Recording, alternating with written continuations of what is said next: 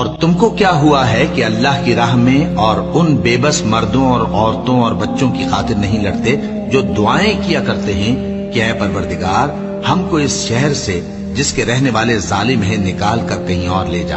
اور اپنی طرف سے کسی کو ہمارا حامی بنا اور اپنی ہی طرف سے کسی کو ہمارا مددگار مقرر فرما۔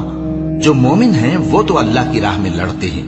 اور جو کافر ہیں وہ شیطان کی راہ میں لڑتے ہیں، سو تم شیطان کے مددگاروں سے لڑو اور ڈرو مت، کیونکہ شیطان کا داؤ کمزور ہوتا ہے۔